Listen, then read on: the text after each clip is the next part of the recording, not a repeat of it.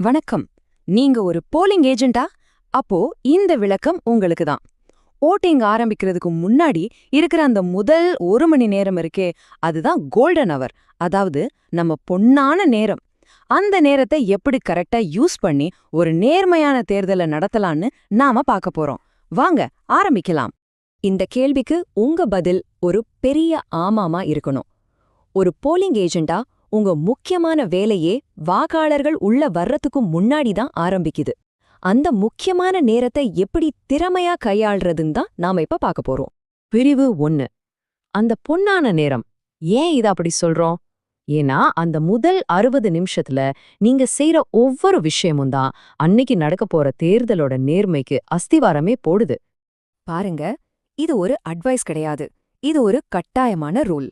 Official guidelines படி voting ஆரம்பிக்கிறதுக்கு சரியா 1 மணி நேரத்துக்கு முன்னாடி நீங்க வாக்குச்சாவடியில இருக்கணும். லேட்டா வருதுன்னா முதல் ஸ்டெப்லே தப்பு பண்றதுக்கு சமம். சோ டைம் தாங்க எல்லாமே. பிரிவு 2. வருகை மற்றும் சான்றுகள். சரி, நீங்க சரியான நேரத்துக்கு வந்துட்டீங்க. இப்போ அடுத்து என்ன? உங்கள அதிகாரப்பூர்வமா பதிவு செஞ்சுக்க வேண்டிய நேரம் இது. இந்த ஸ்டெப் முடிஞ்சாதான் அந்த ரூம்குள்ள இருக்கிறதுக்கான அதிகாரமே உங்களுக்கு கிடைக்கும்.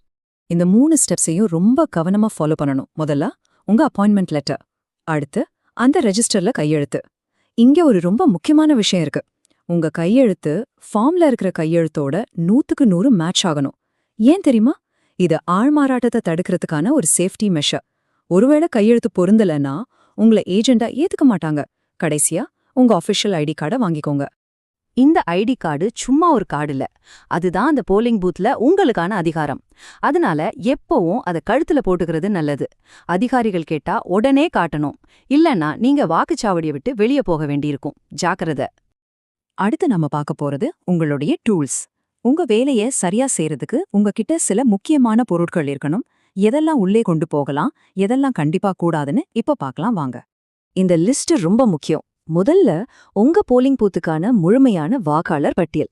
இதை நீங்க முன்னாடியே ரெடி பண்ணி வச்சுக்கணும். ஏன்னா அங்க இதெல்லாம் தரமாட்டாங்க. கூடவே நோட்ஸ் எடுக்க பேனா, பென்சில், அப்புறம் சில வெள்ளை பேப்பர். வோட்டிங் மெஷினை சீல் வைக்க சீல் கொடுத்திருந்தாங்கன்னா அதையும் பத்திரமா வச்சுக்கோங்க. இது ரொம்ப ரொம்ப முக்கியமான ரோல். வாக்குச்சாவடிக்குள்ள மொபைல் போனுக்கு நோ என்ட்ரி. உங்க கவனத்தை சிதறடிக்கிற எந்த ஒரு பொருளுக்கும் அங்க இடமில்ல. அதே மாதிரி புகை பிடிக்கிறது, தண்ணி அடிக்கிறது, இதுக்கெல்லாம் கண்டிப்பா தடை இருக்கு. உங்க முழு கவனமும் தேர்தல் வேலையில மட்டும்தான் இருக்கணும். இப்போ கொஞ்சம் நல்லா கவனிங்க. ஏன்னா நாம இப்ப ரொம்ப முக்கியமான ஒரு பகுதிக்கு வந்திருக்கோம். உங்க வேலையிலேயே ரொம்ப பொறுப்பான ஒரு விஷயம் இதுதான். வோட்டிங் மெஷினை செக் பண்றது. இதை எப்படி செய்யணும்னு பார்க்கலாம். இந்த வாக்கியத்தோட ஆழத்தை புரிஞ்சுக்கோங்க. மெஷினை செக் பண்றதுங்கிறது சும்மா ஒரு சடங்குக்காக செய்யறதில்ல. அதுதான் ஒரு நேர்மையான நம்பகமான தேர்தலோட அசைக்க முடியாத அஸ்திவாரம். இது வெறும் வேலையா பார்க்காம ஒரு பெரிய பொறுப்பா நினைச்சு செய்யணும். இந்த மெஷின் செக்ல 2 முக்கியமான ஸ்டெப்ஸ் இருக்கு. முதல் ஸ்டெப் 0 வோட் செக். அதாவது ஓட்டிங் ஆரம்பிக்கிறதுக்கு முன்னாடி மெஷின்ல டோட்டல் வோட்ஸ் 0ன்னு காட்டுதான்னு உறுதிப்படுத்திக்கணும். 2வது ஸ்டெப் மாக் வோட் டெஸ்ட். இதுல சில டெஸ்ட் வோட் போட்டு அது கரெக்டா ரெஜிஸ்டர் ஆகுதான்னு நாம செக் பண்ணணும். இந்த 3ங்கிற நம்பர் ரொம்ப முக்கியம். ஏன் 3? ஏன்னா 1ஓ 2ஓ ஓட்டு சரியா விழறது தற்செயலா இருக்கலாம். ஆனா குறைஞ்சது 3 மாதிரி வாக்குகளை வெவ்வேறு சின்னங்களுக்கு போடும்போதுதான் மிஷின் சரியா வேலை செய்யுதான்னு நம்மால உறுதியா சொல்ல முடியும். இந்த ஸ்லைட்ல இருக்கிறது ஒரு கிளியரான பிக்சர். ஆரம்பத்துல வாக்குகள் 0வா இருந்து நீங்க போட்ட மாதிரி வாக்குகளும் கரெக்டா பதிவானா அந்த மிஷின் ஓகே.